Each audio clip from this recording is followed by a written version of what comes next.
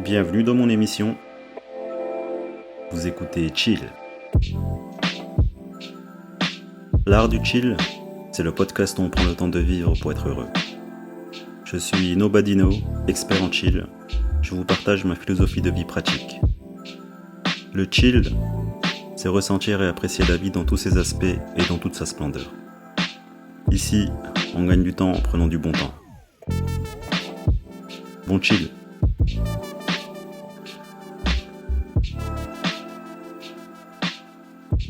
Salut à tous et bienvenue dans ce nouvel épisode de mon émission Chill, le podcast où on prend le temps de vivre et on prend le temps de réfléchir un peu et tranquille quoi. Bon, j'espère que vous allez bien, j'espère que vous prenez le temps de vivre et que vous chillez toujours.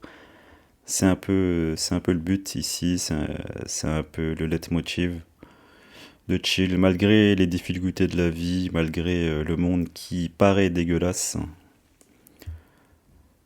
Mais c'est juste paraître. J'ai utilisé le mot paraître parce que la vision qu'on a de la vie, bah, c'est exactement ce qu'on va voir. C'est-à-dire que si je vois le monde dégueulasse et que je m'arrête que sur les absurdités, la violence, la négativité, effectivement, je vais voir que le monde, il est dégueulasse. Et si je décide de le voir autrement, si je décide de voir un peu de beauté, si je décide de m'émerveiller, eh ben, je verrai la vie comme ça. La vision qu'on a de la vie, c'est exactement le fruit de nos pensées. C'est un peu ça que je dis craquer le code de la vie. C'est-à-dire qu'il y a différentes perspectives, différents points de vue. Il ne s'agit pas de garder cette posture un peu, un peu terre à terre et de croire tout ce qu'on nous dit, de croire tout ce qu'on voit, de croire tout ce qu'on pense. Tout ça, c'est volatile, tout ça, ça peut partir en fumée très vite. Mais il n'y a pas vraiment, il y a pas vraiment un seul chemin, un seul point de vue à regarder. C'est-à-dire que chaque point de vue, on peut y mettre différentes perspectives. On peut tout voir différemment, quel que soit le point de vue qu'on veut avoir. Et moi, j'ai tendance à croire que la vie est belle, qu'on peut avoir cette paix intérieure tout en étant là, tout en vivant comme Monsieur Tout le Monde. Moi, je suis quelqu'un de banal, hein. Je me considère pas comme quelqu'un de différent, comme quelqu'un hors système, comme quelqu'un du système. Pour moi, c'est des conneries tout ça. Il n'y a pas besoin de se catégoriser en tant que tel. On est juste humain et que chaque humain sur Terre est utile. Même le plus gros bâtard est utile. Même le mec le plus gentil est utile. Tout le monde est utile. On peut pas s'arrêter à ce que le monde soit pareil pour chacun. C'est pas possible. Avec ma différence, je fais partie de ce monde. Avec mes qualités et mes défauts, je participe et contribue à ce monde. On enlève l'aspect financier, l'argent, le pouvoir, le matérialisme. On enlève tous ces trucs que l'homme a inventés. Je suis autant utile à ce monde avec mes qualités et mes défauts. Voilà, je sais pas pourquoi je dis ça, mais c'était un peu le message que je voulais passer dans cet épisode dont je ne sais même pas quel est le titre. J'avais envie d'appeler que la vie est folle. J'avais aussi envie d'appeler cet épisode Se sentir en paix. Tu sais, moi j'habite dans une grande ville, j'habite à Paris. Je suis confronté à la dégueulasserie du monde. Si on parle de Paris à quelqu'un qui vient du sud où c'est un petit peu plus posé et tout ça, oui, il aura peut-être ce jugement de dire que ah oui, la vie là-bas c'est difficile. Ben, dis-toi que l'art du chill, je le vis à Paris. C'est très paradoxal. L'art du chill, pourtant on voit la couverture, c'est moi-même sur un hamac. Et pourtant je suis en plein dans, dans l'action. Je suis confronté à la foule, je suis confronté à cette énergie très, très vive. Tu sais, cette énergie qui te descend quoi, à Paris quand t'es là, tu prends le métro, tu vis ta vie comme ça au quotidien. Tu sens une énergie, voilà, ça te bouffe. Mais de mon côté, je sens toujours cette paix intérieure, cette quiétude qui me permet d'avancer et même de m'inspirer. C'est ça qui est ouf, c'est que ici, j'arrive à trouver l'inspiration, j'arrive à me sentir créatif parce que je suis comme tout le monde, hein, j'ai peur. J'ai euh, j'ai peur de la mort, de la solitude, ce qu'on veut. Mais quand même, j'ose faire le pas, j'ose aller me confronter à l'inconnu, j'ose j'ose faire des choses qui sortent de l'ordinaire, parce qu'après toutes ces années, j'ai compris que c'est en se plongeant dans ce qu'on ne connaît pas qu'on se connaît. C'est là où se révèle tout ce qui peut sembler négatif dans notre propre personne. C'est quand je me confronte à des choses que je connais pas, qui me mettent mal à l'aise, qui me font ressentir des choses où je me dis, ouais, j'ai envie de me casser, j'ai pas envie, je laisse tomber. C'est dans ça que j'arrive. On peut trouver de tout sur Internet, hein. Il y aura des vidéos, des articles, peu importe, tout le monde est un peu d'accord là-dessus. C'est en se confrontant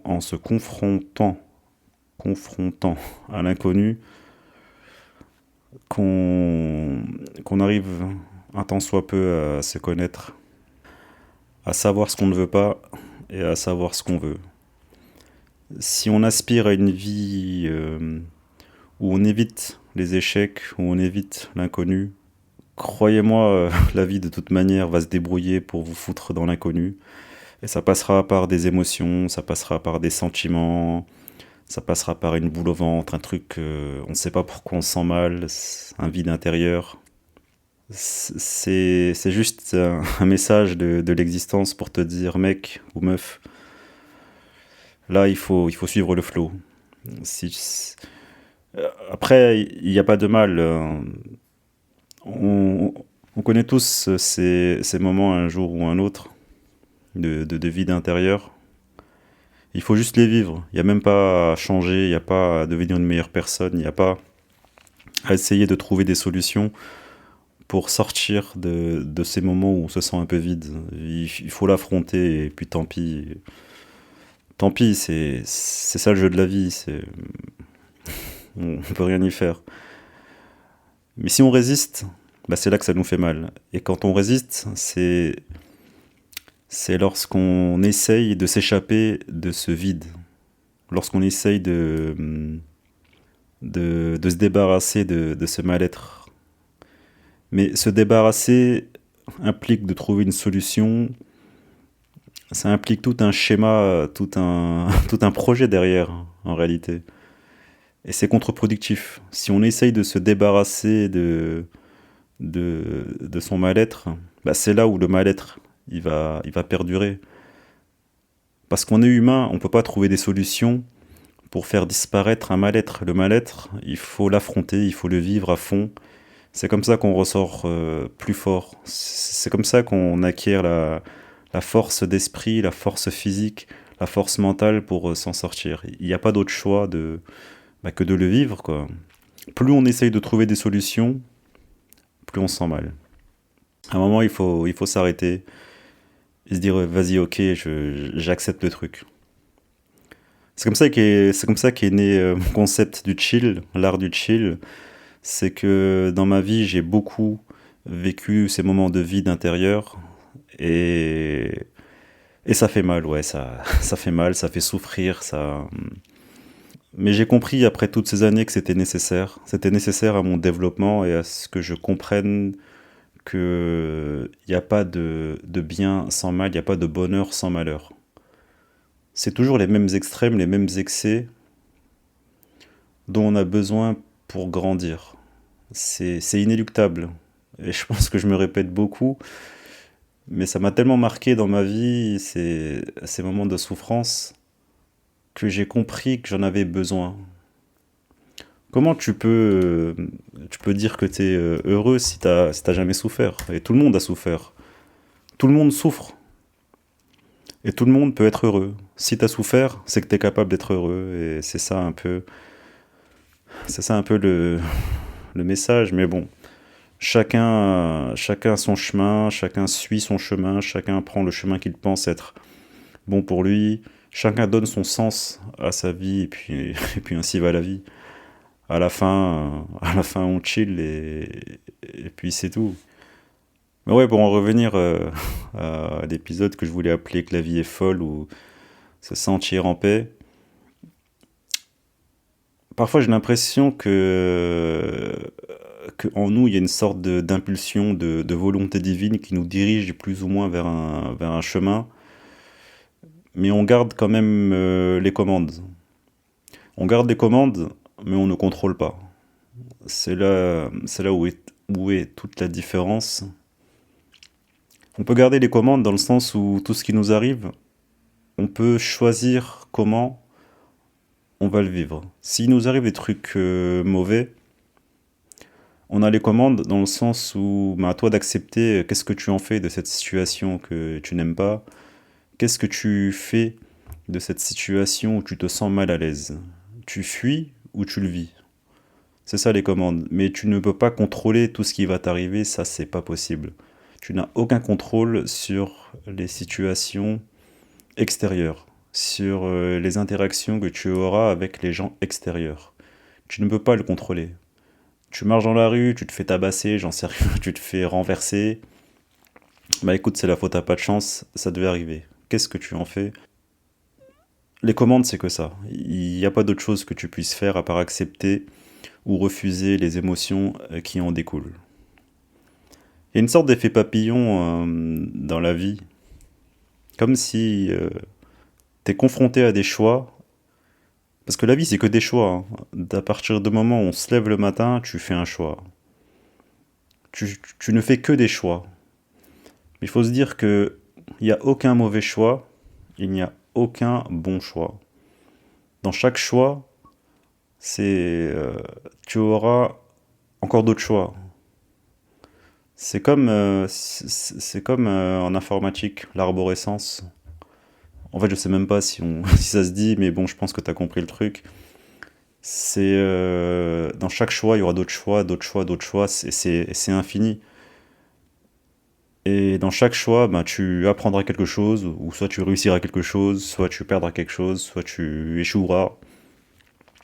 Mais peu importe, ce ne sont que des mots, parce que même si tu échoues, ça ne change absolument rien à la suite, au futur.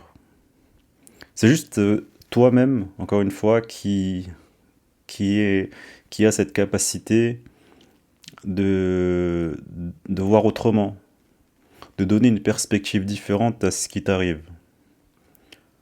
À la fin, on en est toujours content.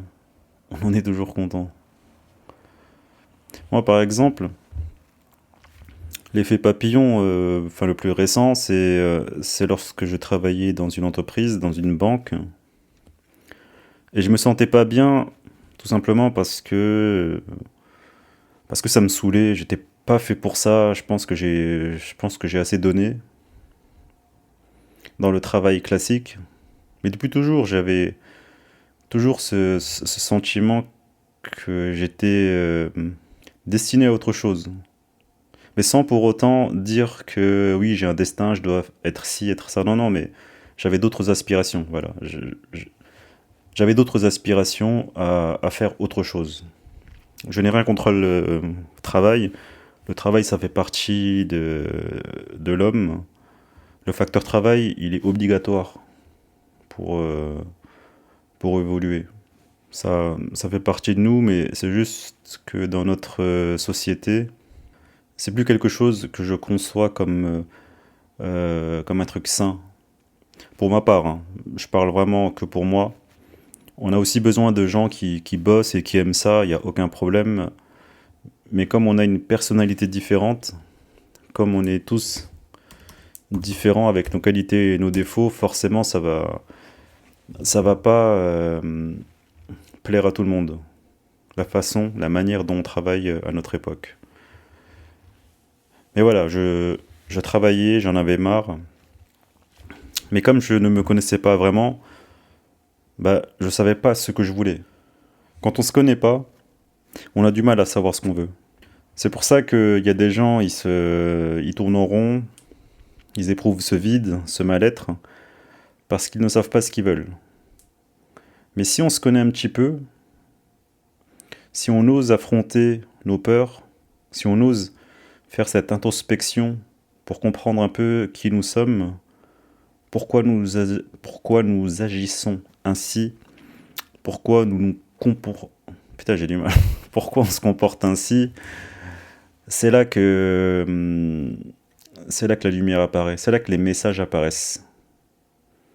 Mais il faut oser s'affronter.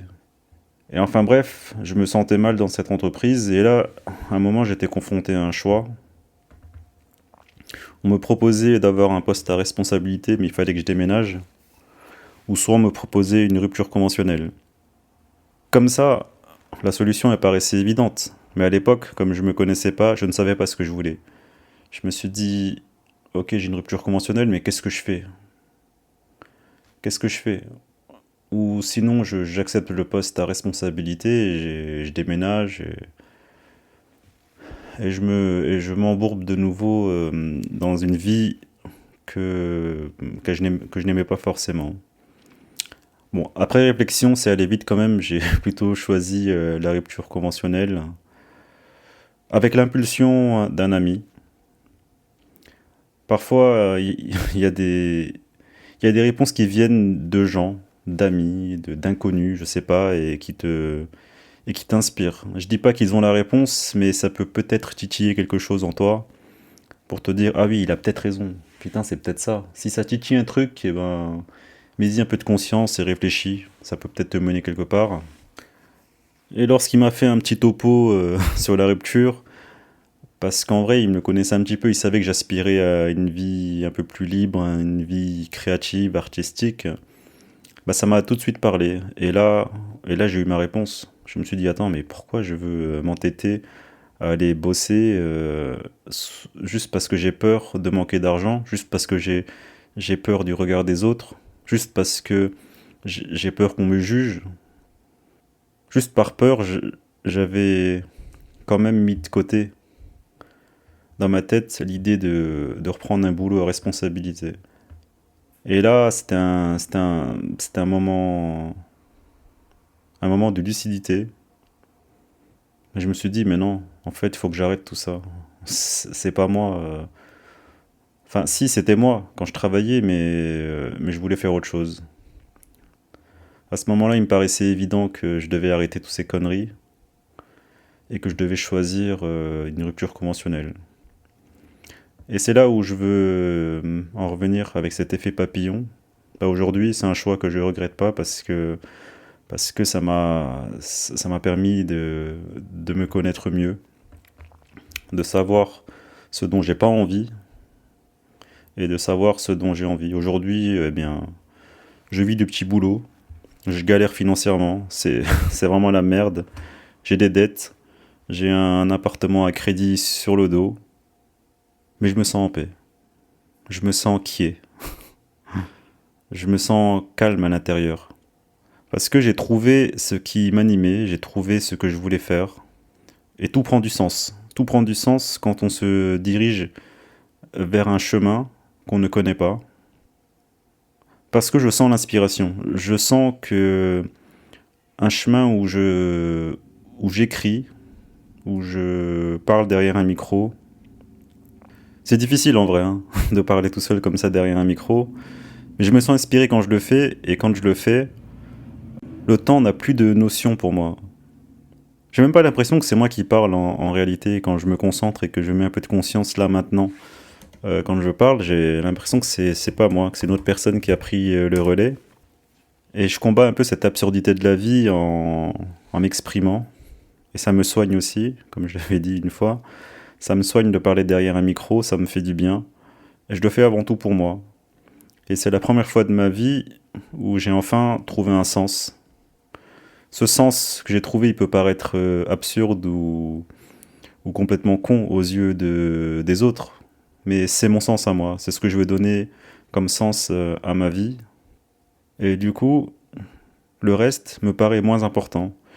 Mais ça ne veut pas dire que je m'en fous de la vie, hein. J'habite à Paris, je paye mes factures, j'essaye tant bien que mal de survivre, tout en, tout en respectant les autres, tout en essayant de me faire respecter, de faire ce que j'aime. Mais j'essaie pas de jouer un rôle, j'essaie pas de passer pour un mec hors système, pas du tout. Moi, je suis complètement un mec dans le système, je suis un mec hyper capitaliste, si je veux abuser du mot.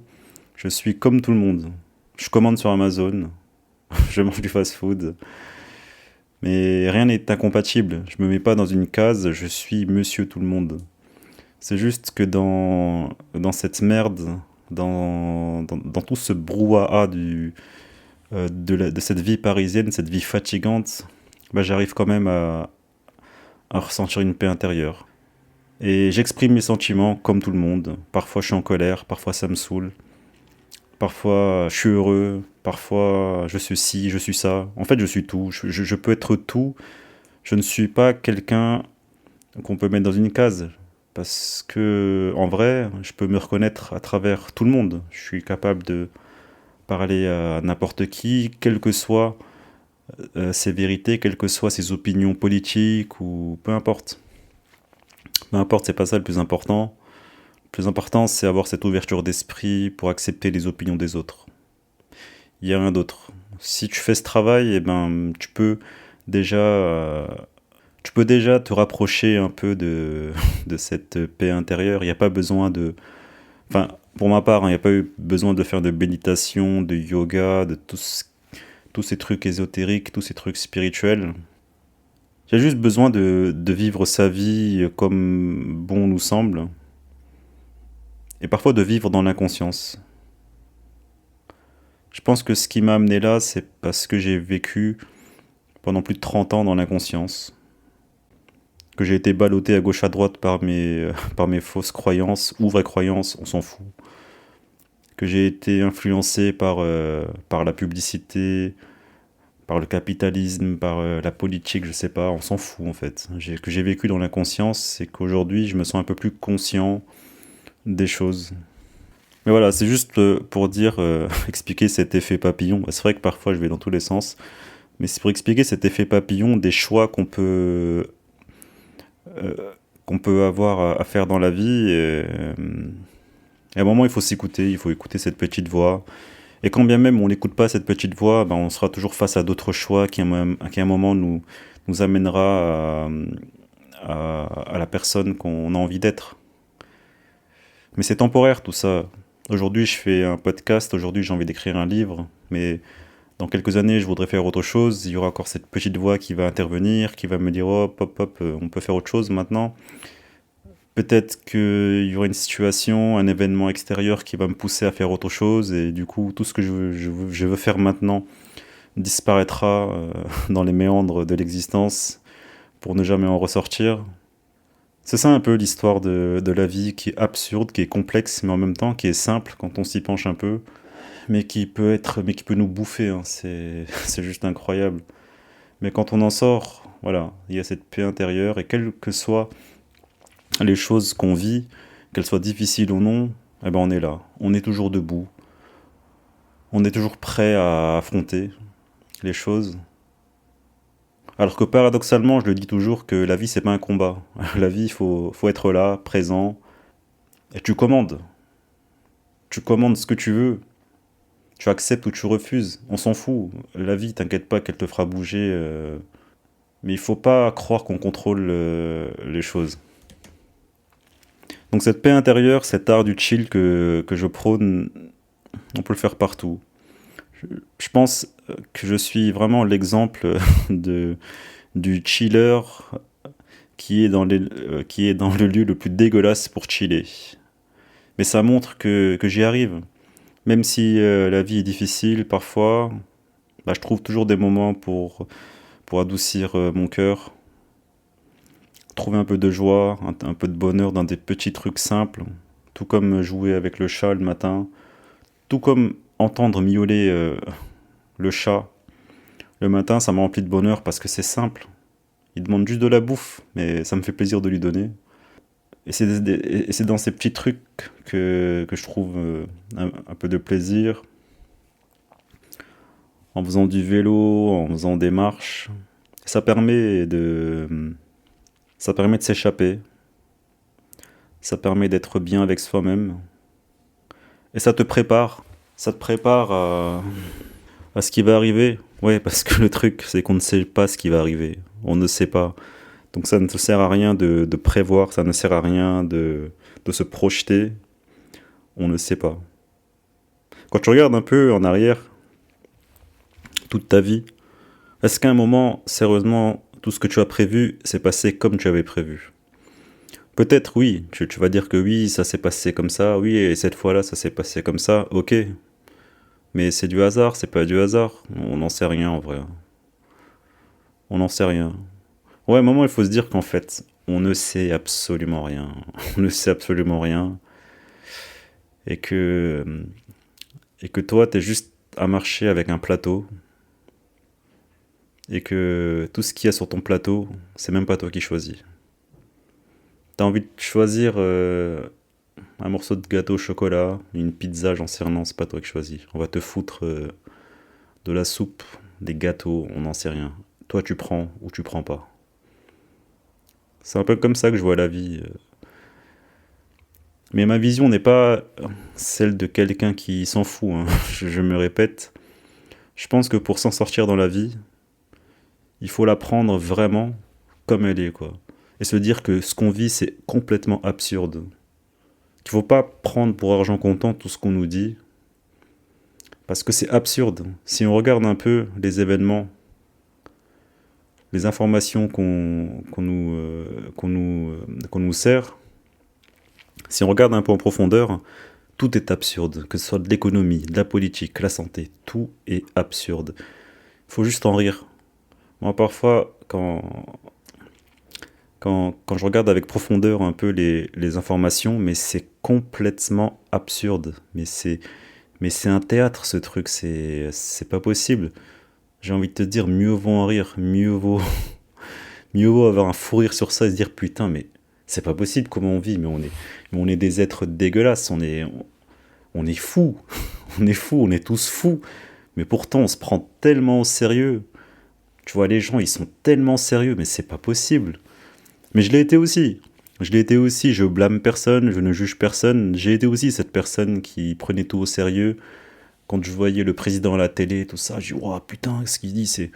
Oui, on peut y accorder de l'importance si on veut. On peut ne pas être d'accord si on veut. On peut être en colère si on veut. Mais il faut, je pense, à un moment arrêter de prendre tout au sérieux, quoi. C'est pas parce qu'on prend les choses avec rigolade qu'on n'est pas quelqu'un de sérieux. C'est complètement faux. Il n'y a rien qui est incompatible. Il n'y a rien du tout. Tout est malléable, tout est compatible ou incompatible. On s'en bat les couilles. Non mais vraiment, ça ne sert absolument à rien de tout prendre comme ça au sérieux. À un moment, voilà, il faut juste lâcher prise et faire des conneries. Et ça fait du bien au moral, ça fait du bien à notre esprit, à notre âme, à notre enfant intérieur. On s'en fout. Parce que la vie, elle est folle. La vie, elle est juste dingue et on ne peut rien y faire. Donc soyons dingues. Soyons dingues comme cette vie, comme cette existence qui n'a aucun sens. Tout ce qu'on fera, ça sera amené à disparaître. Mais ça veut pas dire, encore une fois, qu'il faut s'en foutre et qu'il faut vivre comme un bohème. Non, non, c'est pas du tout ça. Moi, je prends la vie comme quelque chose que j'épouse. Ok, bah si je dois jouer ce jeu, je le joue à fond. Ok, si ça me fait chier de payer des impôts, machin, et que je trouve ça complètement absurde, notre système de vie, bah, je le fais à fond. Je joue le jeu. Je joue le jeu et c'est comme ça qu'on devient une personne un peu plus libre. Parce que la liberté, elle se trouve pas dans le matériel. La liberté, elle se trouve pas dans le lieu où on vit. La liberté, elle est juste intérieure. C'est peut-être bateau ce que je dis, que la liberté est intérieure, mais aujourd'hui je vis cette liberté parce que je me sens libre à l'intérieur et que l'extérieur, pour moi, c'est futile. Et je le répète, je joue à fond le jeu de la société. Comme j'ai dit, hein, je suis pas spécial. Quand je me regarde et quand je m'observe avec sincérité, je suis monsieur tout le monde. Je ne suis absolument personne. Je ne suis même pas un mec qui a compris quelque chose de mieux. Non, pas du tout. J'ai juste compris que si tu veux être libre, bah joue le jeu de la vie à fond. C'est tout. Il n'y a pas à lutter contre des causes, il n'y a pas à lutter. Enfin, lutter pour qui, pourquoi, pour quel résultat, pour quelles conséquences. Mais je comprends, hein, après qu'on adhère à des causes, parce qu'on a aussi des valeurs. Et c'est ça qui fait le jeu. C'est que si tu as des valeurs, si tu as envie de défendre des causes, et ben j'ai envie de te dire, mais vas-y à fond, bah, va manifester, fais ce que tu crois être juste. Mais n'oublie pas que ça n'a aucun sens, tu vois. Ça n'a aucun sens à la fin. J'ai une vision déterministe parce que les choses, à un moment, sont, sont là pour être détruites, pour disparaître. Tout comme la Terre s'autodétruit elle-même, elle n'a pas besoin de nous pour la détruire. Ça se compte en milliards d'années, je le répète, ça se compte en milliards d'années. Le temps que la Terre s'est faite pour que ce soit un endroit propice à ce qu'on y vive. Il y a eu des volcans, il y a eu des ouragans, des tempêtes, des raz-de-marée qui ont tout détruit pour refleurir et tout détruit de nouveau. Et notre comportement d'humain, il est à l'image de cette terre, on s'autodétruit pour mieux renaître. Il y a toujours ce système de naissance et de mort à l'infini. Donc peu importe ce qu'on fait, c'est voué à l'échec. Enfin, c'est pas voué à l'échec. En tant qu'humain, ça sera une sorte de réussite, de satisfaction personnelle parce qu'on en a besoin pour apprendre. Mais sur du très très long terme, tout ça c'est voué à disparaître. Ça n'a aucune importance. Donc je pense juste que il faut être là, essayer un tant soit peu de respecter son prochain. Et oui les gars, l'art du chill c'est pas simplement être sur un hamac à chiller. Non, l'art du chill c'est vivre la vie à fond. Et vivre la vie à fond, eh ben, c'est embrasser, épouser cette existence absurde qui nous rend nous-mêmes absurdes. Sur ces mots, eh ben, je vous dis à la prochaine. Et bon chill à vous. Allez, salut.